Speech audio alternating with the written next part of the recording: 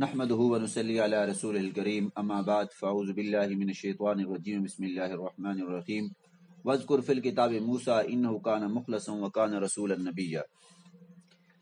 اس کے بعد سورۃ مریم حضرت موسیٰ، حضرت خضر، حضرت موسیٰ، حضرت ہارون، حضرت اسماعیل اور حضرت ادریس علیہ السلام کا تذکرہ کرتی ہے، اور یہ بات معلوم ہوتی ہے کہ ان انبیاء کے جانشین ایسے لوگ ہوئے جنہوں نے نمازیں ضائع کی، خواہشات اور شہوت کی بندگی کا راستہ اختیار کر لیا۔ اس کے بعد بتایا گیا کہ مشرکین جزا و سزا کا اور آخرت کے احوال کا انکار کرتے تھے، انہیں جہنم کے ارد گرد ضرور جمع کیا جائے گا۔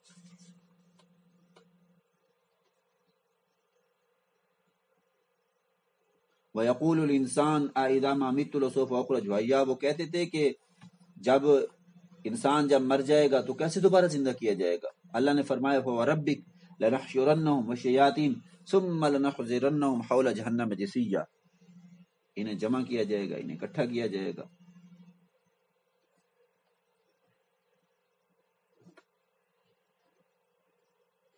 ان انبیاء کے جانشین ایسے لوگ ہوئے جنہوں نے نمازیں ضائع کی، خواہشات اور شہوت کی بندگی کا راستہ اختیار کر لیا۔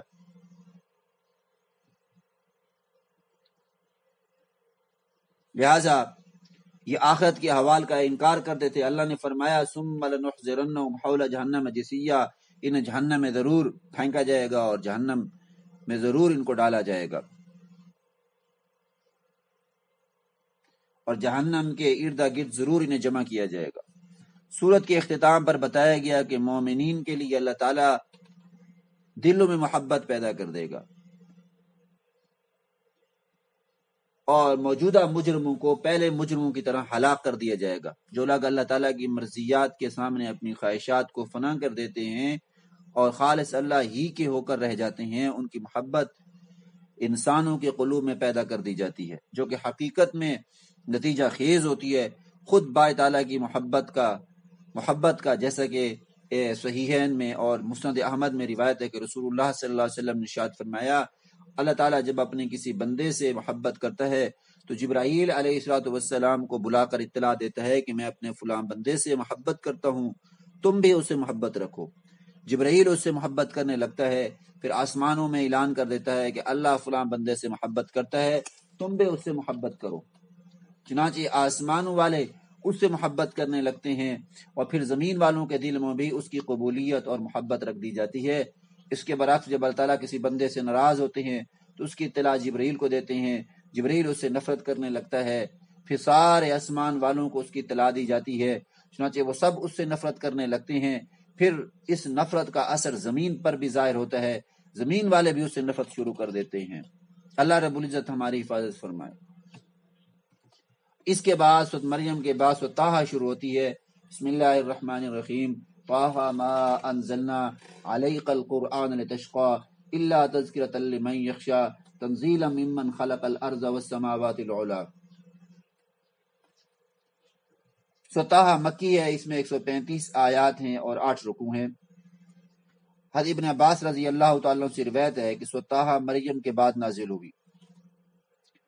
دونوں صورتوں کے درمیان مضمون کے اعتبار سے بھی واضح مناسبت پائی جاتی ہے۔ حضرت موسیٰ علیہ السلام کا قصہ جو کہ سورۃ مریم میں اجمالی طور پر مذکور تھا، وہ سورۃ طٰہٰ میں تفصیل کے ساتھ آیا ہے۔ اسی طرح سورۃ مریم میں حضرت آدم علیہ السلام کا صرف نام آیا تھا، جبکہ یہاں ان کا واقعہ قدر وضاحت کے ساتھ بیان ہوا ہے۔ اس صورت میں بھی اصول دین سے بحث کی گئی ہے، یعنی اللہ کی توحید، رسول کی رسالت اور آخرت کے احوال۔ اور طٰہٰ نبی کریم صلی اللہ علیہ وسلم کے ناموں میں سے ایک نام ہے، اور یہاں اس کے ذریعے آپ کو خطاب کرتے ہوئے فرمایا گیا، ہم نے آپ پر قرآن اس لیے نازل نہیں کیا کہ آپ مشقت میں پڑ جائیں۔ ما انزلنا علیک القرآن لتشقی، اصل بات یہ تھی کہ رسول اللہ صلی اللہ علیہ وسلم قرآن کی تلاوت اور دعوت دونوں میں بے پناہ مشقت اٹھاتے تھے۔ راتوں کو نماز میں اتنی طویل قرات فرماتے کہ پاؤں مبارک میں ورم آ جاتا۔ پھر انسانوں تک قرآن کے ابلاغ اور دعوت میں بھی اپنی جان کو مشقتوں میں ڈالتے تھے، اور جب کوئی اس دعوت پر کان نہ دھرتا تھا تو آپ کو بے پناہ غم ہوتا اور تکلیف ہوتی تھی۔ اس لیے رب کریم نے بہت سارے مقامات پر نبی کریم صلی اللہ علیہ وسلم کو تسلی دی ہے۔ یہاں بھی یہ سمجھایا گیا ہے کہ آپ اپنے آپ کو زیادہ مشقت میں نہ ڈالیں۔ اس قرآن سے ہر کسی کا دل متاثر نہیں ہو سکتا، یہ تو صرف اس شخص کے لیے نصیحت ہے جو جس کے دل میں اللہ کا خوف ہو۔ یہ سمجھانے کے بعد اللہ تعالیٰ نے اپنی بعض صفات ذکر فرمائی ہیں تاکہ آپ کو قلبی اطمینان ہو کہ اللہ میرے ساتھ ہے، وہ میری حفاظت کرے گا اور مجھے کسی حال میں بھی تنہا نہیں چھوڑے گا۔ اس وضاحت کے بعد گویا نمونہ کے طور پر جناب سیدنا موسیٰ علیہ السلام کا قصہ ذکر کر کے بتایا گیا کہ اللہ تعالیٰ اپنے بخصوص بندوں کی حفاظت کے لیے خصوصی انتظام کرتا ہے۔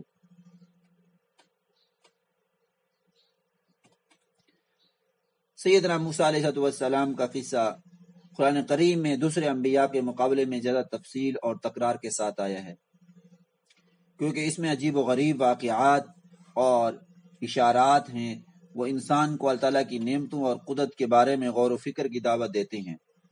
شاید اسی تکرار میں ایک حکمت یہ بھی ہو کہ ہر زمانے میں کوئی نہ کوئی فرعون ہوتا ہے جس کے مقابلے کے لیے اہل ایمان کو تیار رہنا ضروری ہوتا ہے۔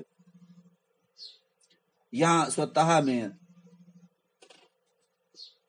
آیت نمبر 9 سے لے کر اذ رأى نارا فقال لأهلهم كثوا انی آنست نارا، یہاں سے لے کر آیت نمبر 98 تک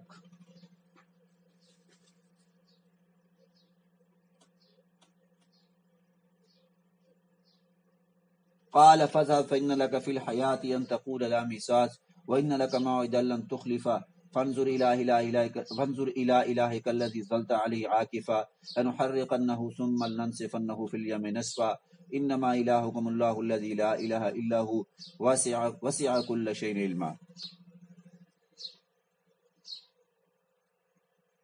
آیت نمبر 9 سے لے کر 98 تک گویا 90 آیات تقریباً کے درمیان کے اندر جو ہے موسیٰ علیہ السلام کا قصہ بیان ہوا ہے۔ اس میں آپ کی زندگی کے بیشتر واقعات آ گئے، لیکن ان میں تقدیم و تاخیر ہے۔ مثال کے طور پر آپ کے تذکرہ کی ابتدا مدین سے واپسی پر آگ دیکھنے پر ہوئی ہے۔ اذ رأى نارا فقال لأهلهم كثوا، جب گھر والوں کو کہا کہ تم ٹھہرو میں آگ دیکھ رہا ہوں، انی آنست نارا لعلی آتیکم منها بقبس، کہ میں وہاں سے تمہارے لیے کوئی شعلہ لے کر آؤں یا میں وہاں سے کوئی راستے کی مجھے رہنمائی مل جائے۔ باری تعالیٰ کا سے شرف ہم کلامی اور نبوت ملنے کے واقعے سے ہو رہی ہے، اور ولادت کے بعد صندوق میں بند کر کے دریا میں ڈالنے کا واقعہ بعد میں ذکر کیا گیا، حالانکہ زبانی ترتیب کے اعتبار سے پہلا واقعہ بعد میں اور دوسرا پہلے پیش آیا تھا۔ زہر پیدائش پہلے ہوئی تھی، وہ واقعہ پہلے پیش آیا تھا کہ جب آپ کی والدہ نے آپ کو صندوق میں ڈال کر دریا کے اندر بہا دیا تھا، اور مدین کی طرف جناب سیدنا شعیب علیہ السلام کی بیٹی سے شادی ہوئی تھی۔ وہ واقعہ بعد کا ہے کہ جب ایک جو ہے وہ قبطی کو مکہ مارا تھا اور وہ مر گیا تھا، اور پھر سیدنا موسیٰ علیہ السلام اس خوف سے وہاں سے مدین کی طرف منتقل ہو گئے تھے، اور شادی کے بعد جب وہاں سے واپس آ رہے تھے تو اتنے عرصے کے بعد جب آئے تو یہاں واقعہ پہلے ذکر کیے گئے قرآن میں۔ ایسا کرنے کی ایک بڑی وجہ تفنن ہے، یعنی ایک ہی واقعے کو قرآن انداز بدل کر بار بار بیان کرتا ہے تاکہ پڑھنے والے اکتا بھی نہ جائیں اور ان کی نظریں واقعے کی جزیات تلاش کرنے کی بجائے عبرت اور نصیحت کے حصول پر مرکوز رہیں۔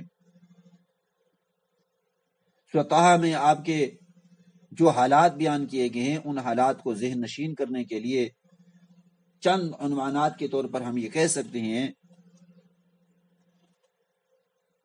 کہ مثال کے طور پر سورۃ طٰہٰ کے اندر یہ چند مضامین بیان ہوئے ہیں کہ باری تعالیٰ کے ساتھ شرف ہم کلامی اللہ نے آپ کو بخشا، دریا میں ڈالے جانے کا تذکرہ ہے، اللہ کی طرف سے آپ کو اور آپ کے بھائی جناب سیدنا ہارون علیہ السلام کو فرعون کے پاس جانے کا حکم، فرعون کے ساتھ موعظہ حسنہ کے اصول کے تحت مباحثہ،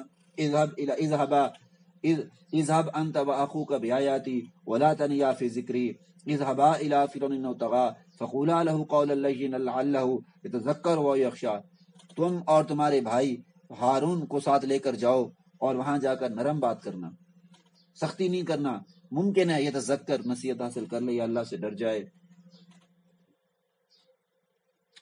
اس کا مقابلے کے لیے جدگروں کا جمع کرنا، فرعون کا جی کیا کرنا؟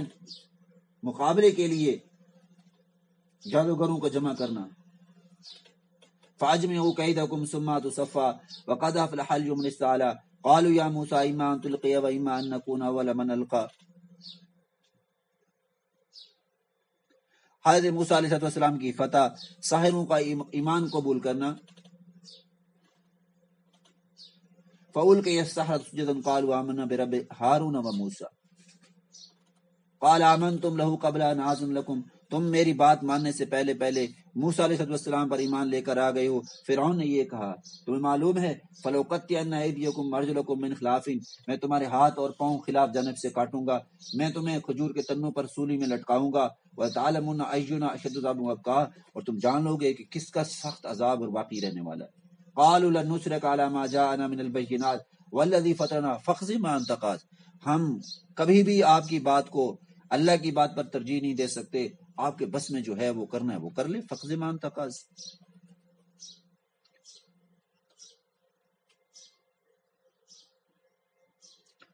راتوں رات بنی اسرائیل کا اللہ تعالیٰ کے نبی کی قیادت میں مصر سے خروج کا بھی اس میں ذکر ہے. وَلَقَدْ أَوْحَيْنَا إِلَىٰ مُوسَىٰ أَنْ أَسْرِ بِعِبَادِي فَاضْرِبْ لَهُمْ طَرِيقًا.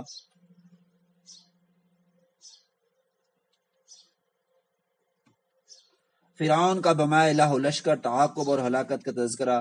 رحیم کریم مولا کی نعمتوں کے مقابلے میں بنی اسرائیل کا کفران نعمت اور ناشکری کا بھی ذکر ہے. سامری منحوس کا بچھڑا بنانا اور اسرائیلوں کی ضلالت کا تذکرہ. تورات سے لے کر جناب سیدنا موسیٰ علیہ السلام کے کوہ طور سے واپسی تک کا بھی تذکرہ ہے. اور پھر اپنے بھائی پر غصے کا بھی اظہار ہے کہ جب میں تمہیں اپنا نائب بنا کر یہاں پر کیا تھا کوہ طور پر، تو تمہیں چاہیے تھا کہ یہ بچڑے کی بات کرنے لگے، تم ان کو روک لیتے، تم نے ان کو روکا کیوں نہیں ہے؟ 9ویں پارے کے اندر ہم نے پڑھ لیا کہ سیدنا موسیٰ علیہ السلام نے غصے کے اندر اپنے بھائی کی داڑھی کو پکڑ لیا تھا، جس پر بھائی نے کہا تھا کہ میری داڑھی نہ پکڑیے، میری بات تو سن لیجئے.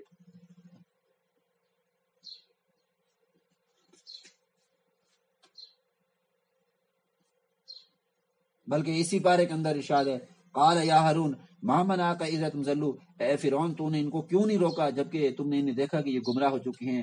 اللہ تتبعان افعصیت امری، تو نے میرے حکم کی خلاف ورزی کی ہے. قال یا ابن ام لا تاخذ بلحیتی، داڑھی کو پکڑ لیا.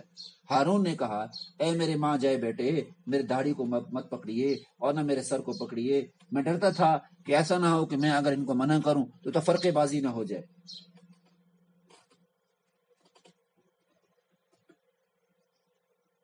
ان آیات کے مطالعے سے سیدنا موسیٰ علیہ السلام پر رب کریم کے ساتھ خصوصی انعامات بھی سامنے آئے ہیں.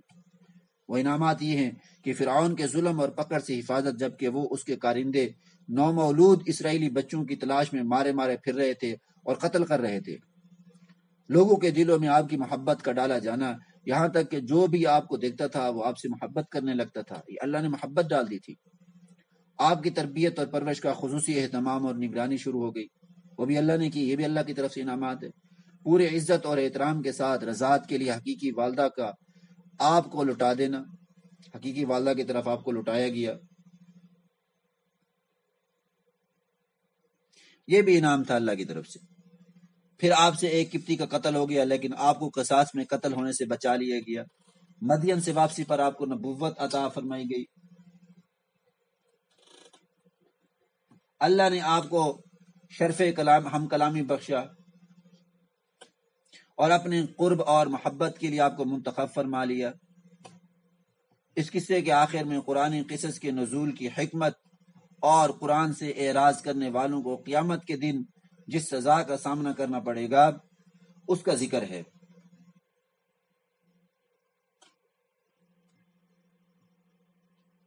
پھر اسی کی مناسبت سے آیت 106 سے 112 تک قیامت کے ہولناک احوال کا بیان ہے. یہ بتلانے کے لیے کہ بھول چوک انسان کی فطرت میں داخل ہے. پہلے حضرت آدم علیہ السلام کے نسیان کا ذکر کیا گیا، پھر ابلیس کے ساتھ ان کے معاملہ جو ہوا تھا اس کا تذکرہ کیا گیا. چنانچہ آخر میں قرآن سے جو لوگ اعراض کرتے ہیں ان کے لیے وعید ہے.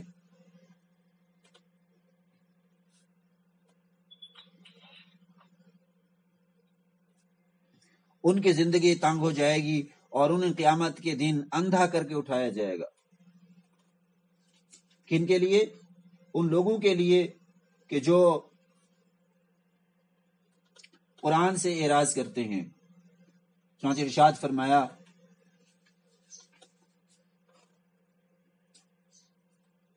وَمَن يَعْشُ عَن ذِكْرِ الرَّحْمَنِ نُقَيِّضْ لَهُ شَيْطَانًا فَهُوَ لَهُ قَرِينٌ وَمَنْ أَعْرَضَ عَن ذِكْرِي فَإِنَّ لَهُ مَعِيشَةً ضَنكًا وَنَحْشُرُهُ يَوْمَ الْقِيَامَةِ أَعْمَى۔ گویا جو شخص قرآن سے اعراض کرتا ہے، اللہ تبارک و تعالی دنیا کے اندر اس کی معیشت کو تنگ کر دیتے ہیں، اور آخرت کے اندر جو ہے وہ اسے اندھا کر کے اٹھائیں گے۔